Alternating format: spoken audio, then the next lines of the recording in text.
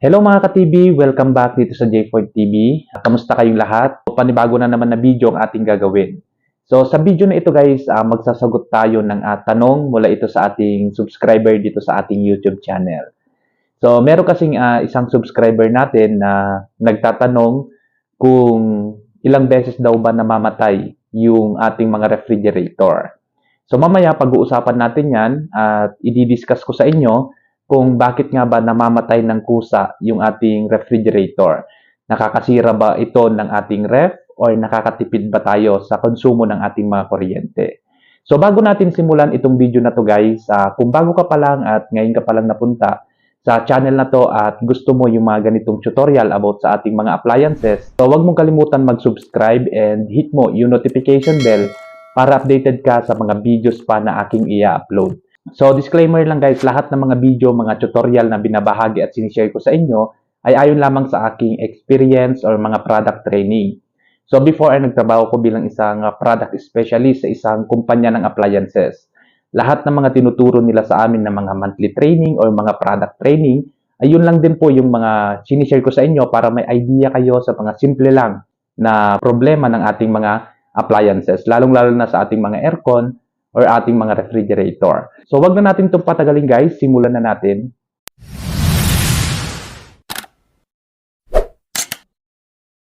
So, meron tayo pag-uusapan dito na isang tanong guys. Itong tanong na to ay galing ito kay Ma'am Ella Ganda. Sabi niya, ilang beses po ba dapat namamatay ang ref? Naka number 2 lang po siya. So, shout out sa iyo Ella Ganda sa pag-tanong at pag-comment dito sa ating YouTube channel. So, ang tinatanong ni Ma'am Ella Ganda is ilang beses daw ba namamatay yung ating refrigerator. Pag-uusapan natin dito guys is about sa ating mga refrigerator, no? Bakit nga ba namamatay ng kusa yung ating refrigerator? So, nakakasira nga ba ng ating appliances or ating refrigerator yung biglang namamatay yung ating refrigerator? So, meron kasing dahilan kung bakit namamatay yung ating mga ref. So, ang refrigerator kasi natin guys is may sensor po yan, no? May auto sensor na pagka na-reach niya yung cooling capacity na kailangan niyang ilagay dun sa ating refrigerator is namamatay po ng kusa yung ating compressor.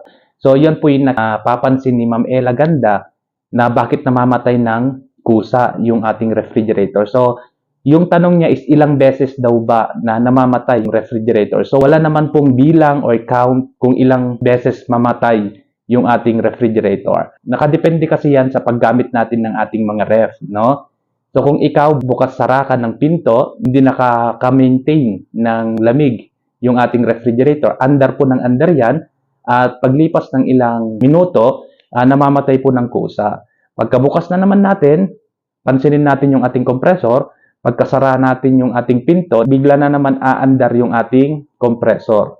So, nag-on and off po siya. Dahil nga, bukas-sara ka, andar ng andar yung ating compressor, so yan po yung dahilan kung bakit medyo mataas sa konsumo ng ating kuryente. Ang payo ko sa inyo para makatipid tayo ngayon, dahil nga sobrang init ngayon ng panahon, iwasan natin yung magbukas-sara ng pinto ng ating mga ref dahil yan po yung dahilan kung bakit medyo mataas yung ating konsumo ng kuryente dahil hindi nakakapag-maintain ng lamig yung ating ref, no? So pagka hindi nakakapag-maintain ng lamig, aandar yung ating compressor, kakainin tayo ng konsumo ng kuryente.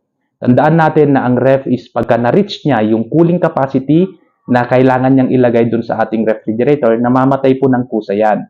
So doon po tayo nakakatipid ng konsumo ng kuryente. Wala pong bilang yan kung ilang beses namamatay ng kusa yung ating ref sa isang araw. So, Ma'am Ella, nakadepende po sa paggamit natin ng ating mga ref, yung kusang namamatay yung ating refrigerator.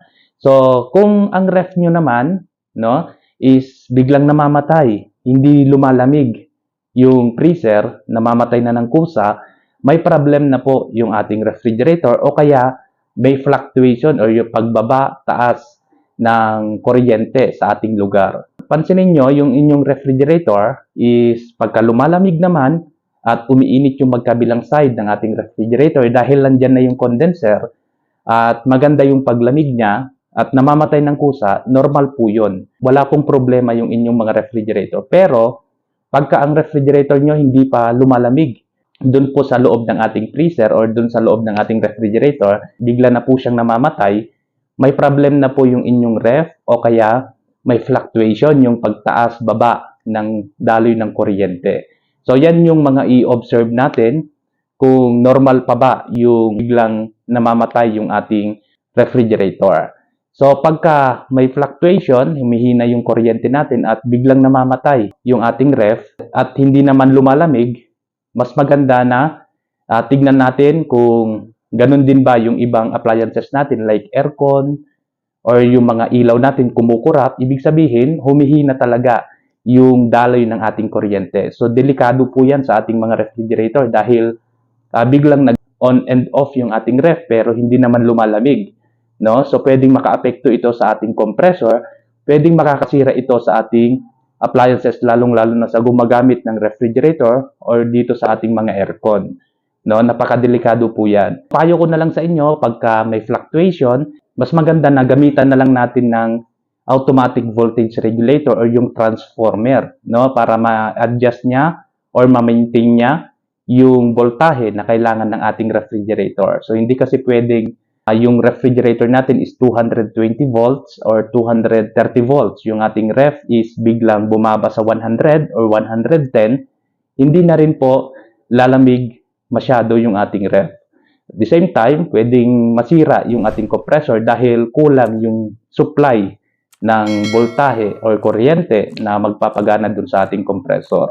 So ano nga ba yung mga kailangan nating gawin pagka ganon, may fluctuation? Yun nga, pwede tayong gumamit ng automatic voltage regulator or yung AVR. So yung AVR naman, dyan natin isasaksak. Means na doon natin sa wall outlet isaksak yung ating refrigerator na normal na ginagawa natin na sinasaksak lang natin sa wall outlet. Isaksak muna natin yung AVR doon sa wall outlet at doon sa AVR naman, doon natin isaksak yung ating refrigerator or yung mga appliances natin para mag-maintain ng lamig. So, pansinin nyo yung inyong mga refrigerator, pagka sinaksak natin sa automatic voltage regulator, gumagana na po yan at lumalamig na po dahil nag-maintain na siya sa 220 or 230 volts yung ating refrigerator. So, yun po yung trabaho ng AVR, yung automatic voltage regulator, no? Na pagka humihina yung kuryente, ina-adjust niya ng automatic yung ating voltahe para masuplayan ng maayos at gumana ng maayos yung ating refrigerator at lumamig ng maayos yung ating mga ref. No? So, yan po yung mga advice ko sa inyo or payo ko sa inyo na pagka may fluctuation, mas maganda na bilhan nyo na lang ng transformer or mas maganda automatic voltage regulator o yung AVR. So, sa mga hindi pang idea sa AVR, ganyan po yung itsura niya yung nasa screen.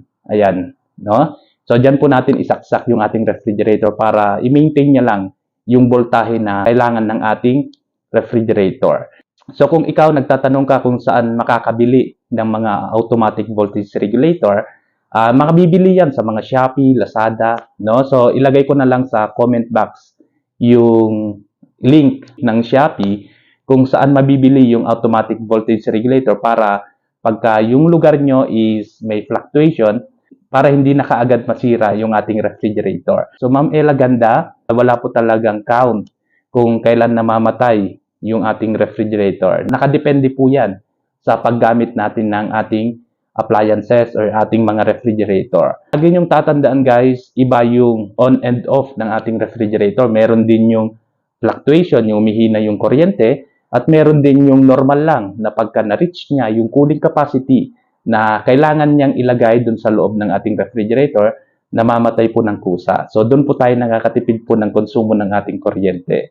So, ayun lang guys. Sana nakatulong itong video na to sa mga nagtataka kung bakit biglang namamatay ang kanilang mga ref or kanilang mga aircon. Hanggang dito na lang guys. Kung bago ka pa lang at ngayon ka pa lang napunta sa channel na to, ay huwag mong kalimutan mag-subscribe and hit mo yung notification bell para updated ka sa mga videos pa na aking gagawin. So kung nagustuhan mo itong video na to, don't forget to like, i-share mo na rin para makita ng mga kaibigan mo or mga relatives mo na may problema din. Ganitong nangyayari sa kanilang refrigerator na biglang nag-on and off. Maraming salamat sa lahat ng mga nanonood at nakasupport pa rin dito sa ating YouTube channel.